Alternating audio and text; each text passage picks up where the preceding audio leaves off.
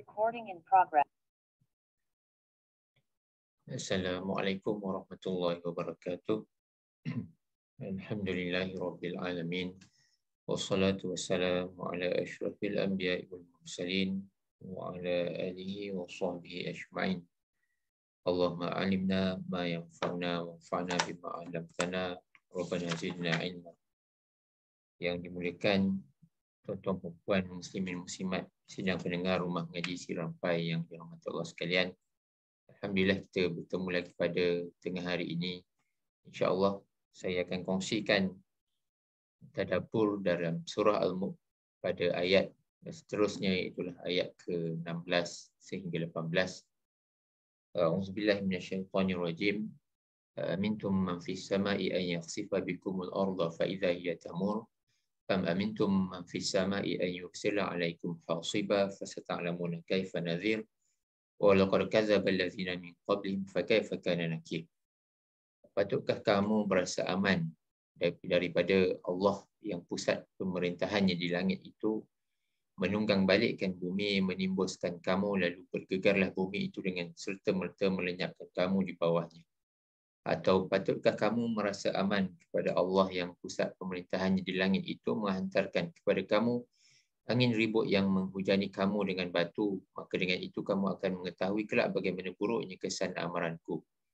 Dan demi sesungguhnya orang-orang kafir yang terdahulu daripada mereka telah mendustakan rasul-rasulnya, lalu mereka dibinasakan dengan yang demikian.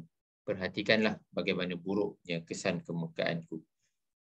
Tuan-tuan dan puan sidang pendengar rumah ngaji Sirampai yang dirahmati Allah sekalian, saya menggunakan kitab Tafsir Al-Munir karangan almarhum Profesor Dr. Wahbah Zuhaili yang beliau menghuraikan bagaimana ayat-ayat ini, terutamanya ayat ke-18 ini, untuk kita memerhatikan bagaimana nasib umat-umat terdahulu, antaranya kama khasafa bi Qarun, bagaimana yang berlaku kepada Qarun yang hidup pada zaman Nabi Musa alaihi salam, sezaman dengan Firaun dan Haman.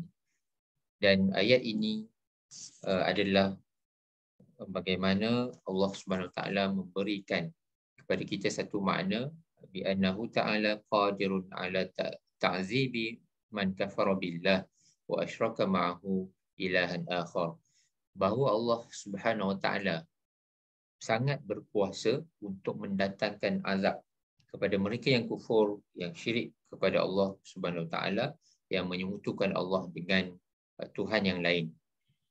Dan Allah Subhanahu Wa Taala juga berkuasa untuk menghold dulu, menghentikan dulu ataupun menangguhkan dulu sesuatu azab, ataupun Allah Subhanahu Wa Taala juga berkuasa untuk melaksanakan sesuatu azab kepada kaum-kaum tertentu. Dan apabila Allah menangguhkan hukuman kepada kaum tertentu, maka itu adalah dikira sebagai rahmat Allah Subhanahu Wa Taala, sebagaimana yang Allah Subhanahu Wa Taala kurniakan kepada umat Nabi Muhammad SAW.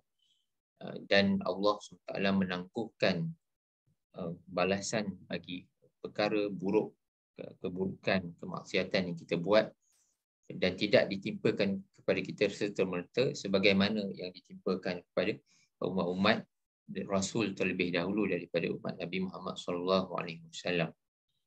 Baik, tuan-tuan dan puan yang dirahmati Allah sekalian, Allah SWT berkuasa, wa yu'ajjilu wa la yu'ajjilu. Allah SWT berkuasa untuk menangguhkan dan tidak menyegerakan azab kepada kaum-kaum tertentu, terutama kepada umat Nabi Muhammad SAW. Maka apa yang kita perlu lakukan, tuan-tuan dan puan, adalah untuk kita memeriksa ataupun kita fikirkan semula daripada ayat ke-16, ayat ke-17 ni. Allah mempersoalkan kepada kita, adakah kita tak berasa takut? Allah ni boleh melaksanakan azabnya, namun Allah menangguhkan dahulu. Kita berbuat sesuatu maksiat, Allah tak bayar kat kita cash, itu yang biasa kita sebut. Allah tak timpakan sesuatu keburukan atau pembalasan buruk itu immediately, serta-merta. Namun sama ada Allah sparekan balasan itu kemudian hari ataupun memang tak ada langsung dan Allah letakkan balasan itu di hari akhirat nanti. Dan itulah tuan-tuan perempuan sebagaimana yang kita telah pun lalui dalam tadabbur surah Ar-Rahman maupun dalam surah Al-Mulk ini sendiri, bahawa keadilan Allah Subhanahu Wa Taala adalah apabila Allah meletakkan jikalau amalan buruk seseorang itu tidak dibalas di dunia ini, maka adilnya Allah SWT, amalan tu confirm at least akan dibalas di akhirat nanti. Walaupun kat dunia ni orang yang buat jahat, yang menzalimi orang, yang memakan harta riba, yang membunuh orang, mencederakan orang, yang mengambil harta orang secara zalim, secara batil, tak ada balasan di dunia ini. Kita jangan puzzle, kita jangan confuse. Sesungguhnya Allah SWT akan meletakkan, akan membalas segala amalan yang buruk itu. Kita katakan kalau tidak di dunia ini, di akhirat nanti memang confirm akan kena, dan itulah keadilan Allah Subhanahu Wa Taala, dan itulah iman kita. Dan kita tengok orang berbuat jahat pun kita kata tak apalah. Bukan kata tak apa tu kita biarkan, kita menegur dengan berdasarkan tutuan agama. Namun jikalau mereka yang berbuat kejahatan, syirik, derhaka kepada Allah itu tak ada balasan apa-apa kat dunia ni, maka kita yakin, sebagai orang yang beriman, kita yakin Allah spare balasan di akhirat nanti, dan itulah dia keadilan Allah SWT. Kalau Allah balas di dunia ini, kita pun sebagai seorang mukmin, kita berharapkan agar orang yang berbuat dosa itu mendapat hidayah Allah Subhanahu Wa Taala. Namun kalau tak sampailah hidayah petunjuk kepada mereka, maka balasan Allah SWT di akhirat itulah untuk menunjukkan keadilan Allah Subhanahu Wa Taala kepada mereka. Dan kita kena merenung daripada ayat ke-16 dan 17 ini, kita kena fikirkan Allah SWT ini berkuasa untuk melaksanakan ataupun memberikan balasan azab kepada orang yang berbuat dosa, kepada orang yang berbuat maksiat, yang derhaka, yang syirik kepada Allah Subhanahu Wa Taala. Namun Allah SWT berkuasa untuk nak allocate masa yang mana. Adakah sekarang, adakah akan datang, adakah di dunia, ataupun adakah di akhirat. Itulah kekuasaan Allah SWT. Dan jangan risau, Allah SWT berlaku adil. Segala keburukan akan dibalas, paling tidak pun di akhirat nanti akan dibalas kepada mereka. Dan kita dengan itu, dengan keimanan kita kepada perkara itu, maka kita elakkan. Kalau kita buat sesuatu yang jahat, kita langgar amanah, kita curi sikit, ataupun kita rosakkan ataupun zalimi harta orang lain secara tak sedar, sembunyi-sembunyi, dan kita rasa okey je, tak ada apa-apa yang berlaku pada aku, tak adalah balasan buruk yang menimpa, maka ia menjadi satu comfortable, satu rasa selesa untuk kita berbuat kejahatan. Yang ni yang kita nak elakkan, tuan-puan.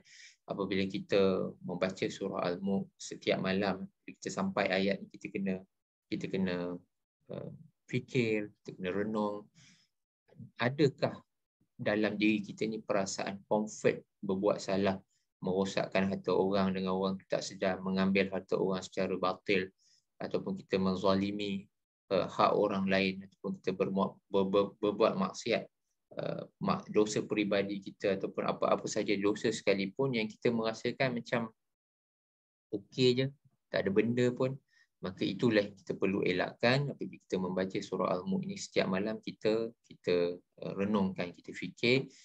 Dan Allah cakap, Allah sebut di sini, patutkah kita merasa aman kepada Allah yang maha berkuasa, yang boleh menghantarkan kita apa-apa sahaja bentuk balasan buruk.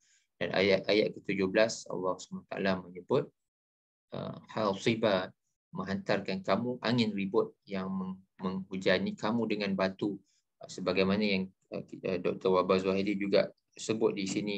Kita boleh relatekan perkara ini kepada bi'azabil umamil mutaqaddimah.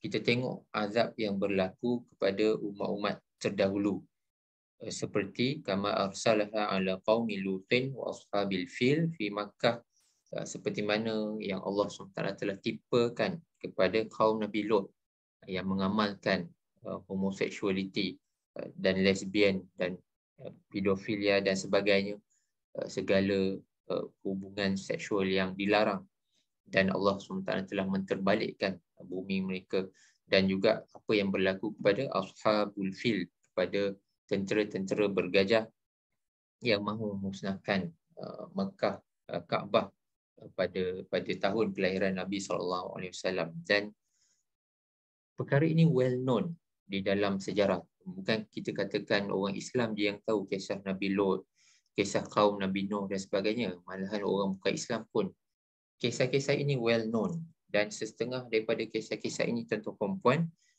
adalah available bukti-buktinya, seperti mana Firaun di Mesir, ataupun seperti Ashabu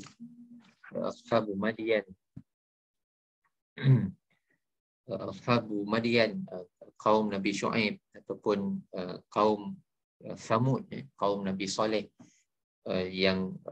dan semua bukti-bukti berada di tempat-tempat yang kita boleh pergi. Di Saudi ada, di Jordan ada, di Mesir ada, dan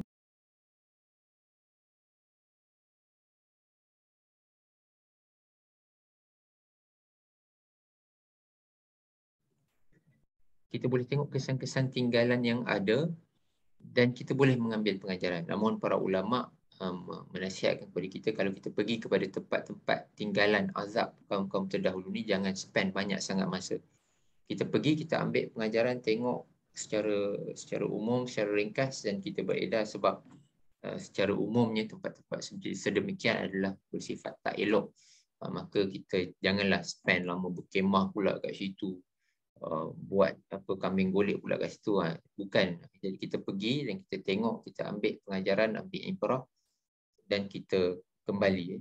Jadi kalau kita boleh kaitkan dengan tadabbur kita yang lepas, pada ayat ke-15, di mana Allah Subhanahu Wa Taala famshu fi manaki, Allah Subhanahu Wa Taala meminta kita untuk pergi melihat serata dunia, bentuk muka bumi ni. Maka kalau kita bermusafir, tuan-tuan puan, maka eloklah kita selitkan dengan agenda untuk kita melihat kesan-kesan tamadun dahulu, tamadun dahulu yang telah dimusnahkan oleh Allah Subhanahu Wa Taala atas dosa-dosa mereka, despite ataupun walaupun mereka ni ada teknologi, seperti kaum Ad, seperti kaum Nabi Saleh yang ada teknologi untuk membuat rumah di dalam gunung, di dalam bukit.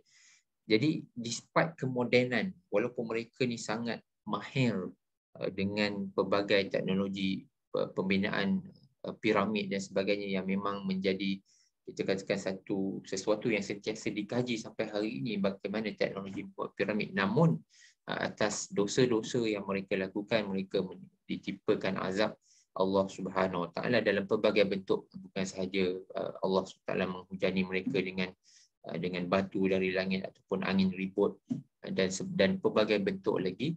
Namun yang penting adalah untuk kita ambil pengajaran, apakah keingkaran yang mereka lakukan kepada Allah Subhanahu Wa Taala. Jadi apabila kita bermusafir, maka kita perlu selitkan agenda untuk kita melihat tempat-tempat seperti ini, untuk kita mengambil pengajaran dan kita mengukuhkan keimanan kita. Kita membaca Al-Quran, namun baca Al-Quran tu betul, kita mengimani dan kita mendapatkan intipati dari Al-Quran ini. Namun penting untuk kita pergi juga ke tempat-tempat seperti ini untuk kita tengok dengan mata kepala sendiri, kita fikir, kita rasai suasananya, dan kita insafi diri kita dengan apa dosa-dosa yang telah mereka lakukan. Mudah-mudahan kita boleh memelihara iman kita, mengukuhkan iman kita kepada Allah Subhanahu Wa Taala.